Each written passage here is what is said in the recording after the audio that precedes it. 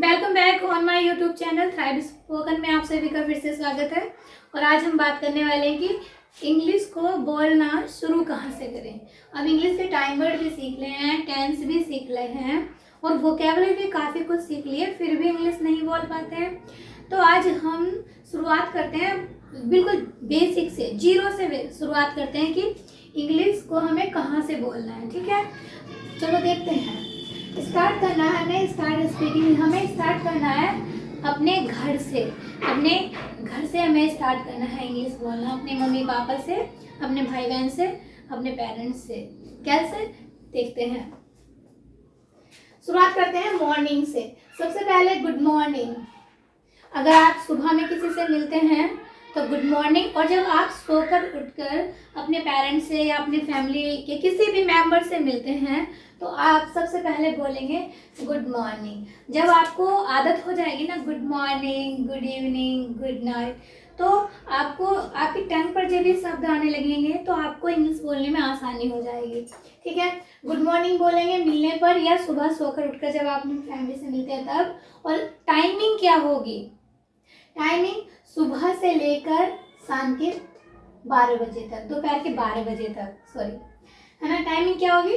सुबह से लेकर 12 बजे तक आप गुड मॉर्निंग बोलेंगे। उसके बाद अगर आप कहीं पर गए हैं और अब अपने घर के लिए आ रहे हैं, वहाँ से निकल रहे हैं, तो आप वहाँ से चलते वक्त कहेंगे बाय। ठीक है, और नेक्स्ट होगा हमारा टेक केयर। क्या होगा हमारा next? Take care and have a nice day. Next होगा हमारा have a nice day. Take care का मतलब होता है अपना ध्यान रखना, और हैव ए नाइस डे का मतलब आपका दिन अच्छा हो, आपका दिन शुभ हो। ठीक है, और दूसरा आता है एक हमारा एक और होता है सी यू। सी यू का मतलब होता है सी, जो मैंने लिखा नहीं है यहाँ पे लिख देती हूँ, इधर लिख देती हूँ। सी यू, सी यू का मतलब होता है फिर मिलते हैं। सी यू का मतलब क्या होता है? सी यू का मतलब होता है फिर मिलते हैं। ठीक है, सी माने देखना होता है, तो ट्रांसलेशन में नहीं फंसना है। सी यू का मतलब होता है फिर मिलते हैं। ठीक है, अब आ जाओ यहाँ पर गुड आफ्टरनून पर। गुड आफ्टरनून पर आप जब किसी से मिलते हैं, मिलते वक्त कहेंगे गुड आफ्टरनून, गुड आफ्टरनून। ठीक है, टाइमिंग क्या होगी? टाइमिंग होगी 12 बजे से लेकर 5 बजे तक आपको गुड आफ्टरनून बोलना है। ठीक है, अब आ जाओ, अगर आप दोपहर में कहीं से निकल रहे हैं, निकलते वक्त कहेंगे bye, take care and have a nice day and see you. ठीक है, अब आ जाओ गुड इवनिंग। गुड इवनिंग पर आ जाओ। गुड इवनिंग मिलने पर, गुड इवनिंग में मिलने पर किसी से भी आप कहेंगे गुड इवनिंग। लेकिन अगर गुड इवनिंग तो मिलने पर कहेंगे। अब निकलते वक्त क्या कहेंगे? वही bye, take care, have a nice day and see you. ठीक है, इन छोटे छोटे सेंटेंस को अपने डेली के बोलचाल में शामिल करो ताकि आपको थोड़ी आदत बन जाए इंग्लिश बोलने की। ठीक है, नेक्स्ट आ जाओ प्लीज। नेक्स्ट प्लीज का यूज हम कब करते हैं? तब हमें किसी से कोई रिक्वेस्ट करनी होती है। ठीक है, जब हमें किसी से कोई रिक्वेस्ट करनी होती है, जब हमें या किसी की चीज़ की नीड होती है, ज़रूरत होती है, तो तब हम क्या करते हैं? रिक्वेस्ट करते हैं। कैसे? आपको 10 रुपये की ज़रूरत है। ठीक है, आप अपने पापा से 10 रुपये मांग सकते हैं, पापा प्लीज़ गिव मी 10 रुपीज़।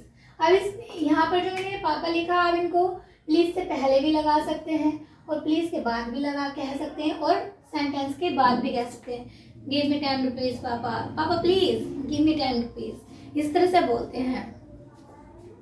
अब आ जाओ thank you and thank you so much. Thank you का मतलब होता है धन्यवाद, और थैंक यू सो मच का मतलब होता है बहुत बहुत धन्यवाद, बहुत बहुत धन्यवाद। ठीक है, थैंक यू आप किसी को कह भी सकते हैं और थैंक यू आपको भी कोई कह सकता है। यदि आपने किसी की हेल्प की है तो ऐसी कंडीशन में जब कोई आपको थैंक यू बोलेगा तो देखो यहाँ पर अगर आपको किसी ने थैंक यू कहा है तो अब आपके आंसर, अब आपका रिप्लाई क्या बनता है? Welcome, mention your, my pleasure और it's okay, it's all right and it's my pleasure. इन पांचों में से, इन 6 है, इनमें से किसी का भी एक का आप यूज़ कर लेंगे, ठीक है, अपनी इंग्लिश को अच्छा करने के लिए। अब इधर आ जाओ, in meeting, on call and travelling, यानी कि जो मीटिंग के दौरान और कॉल करते वक्त और ट्रैवलिंग करते वक्त यानी यात्रा करते वक्त आप इन चीज़ों का यूज़ कर सकते हैं। जैसे एक्सक्यूज़ मी, जैसे कोई आप रास्ते में चल रहे हैं और आपके सामने कोई खड़ा है तो आप उनको बोल सकते हैं excuse me, get a side please, excuse me, मैं माफ़ी चाहता हूँ, आप थोड़ा साइड हो जाइए, ठीक है, इस तरह से। एंड इन मीटिंग, और मीटिंग में भी आप कोई किसी ऑफिस के रूम में कहीं भी मीटिंग चल रही है तो आप वहाँ पे अचानक से जाते हैं किसी काम के लिए, आपको कोई काम पड़ता है, आप किसी अचानक से एंट्री करते हैं अंदर, तो आप वहाँ पे कहेंगे एक्सक्यूज़ मी, माफ़ी चाहता हूँ, एक्सक्यूज़ मी, और अपना आपका जो भी वहाँ पे जाने का पर्पज़ है वहाँ पे वो रख सकते हैं एक्सक्यूज़ मी बोलकर, और आपकी बात वहाँ पे सुनी जाएगी, ठीक है। आई bag your pardon, excuse me का मतलब भी होता है माफ़ी चाहता हूँ, and I bag your pardon का मतलब भी होता है मैं माफ़ी चाहता हूँ, ठीक है। आई एम सॉरी, माफ़ी चाहता हूँ, बिकॉज, अब आ जाओ, because I did not get it, because मुझे समझ नहीं आया, क्या समझ नहीं आया, सपोज दैट मैं आपको यहाँ पे कुछ पढ़ा रही हूँ, ठीक है, और यहाँ पे आपको कुछ समझ में नहीं आता तो आप कह सकते हैं excuse me ma'am, I did not get it, मुझे ये समझ नहीं आया, कैन यू रिपीट, क्या आप रिपीट कर सकती हैं इसको, ठीक है, विल यू रिपीट, क्या आप इसको रिपीट करेंगी, ठीक है, इतना समझ में आया। अब आ जाओ सॉरी टू इंटरप्ट यू का मतलब होता है कि माफ़ी चाहता हूँ बीच में दखल अंदाजी करने के लिए, ठीक है, आप कोई मीटिंग चल रही है या कुछ भी काम चल रहा है उसमें आपने दखल डाल दिए तो उसके लिए आप बोलेंगे सॉरी टू इंटरप्ट यू, ठीक है।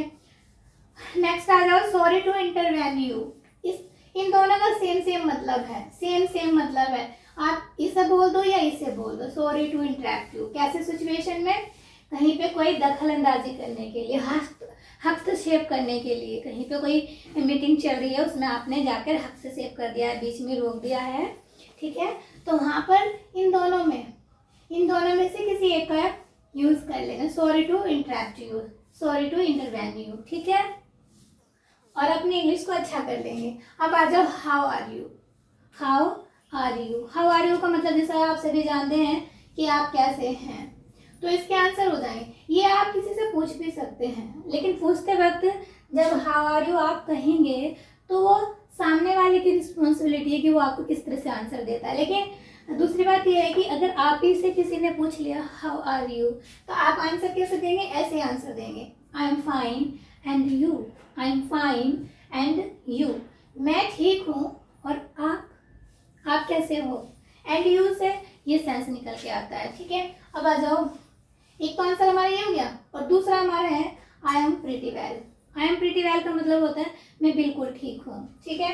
अब आ जाओ व्हाट इज द टाइम पर आ जाओ, व्हाट इज द टाइम, तो टाइम 2 o'clock, अगर 2 बज रहे हैं तो 2 o'clock, 3 बज रहे हैं तो 3 o'clock, और 4 बज रहे हैं तो 4 o'clock, 5 बज रहे हैं तो 5 o'clock।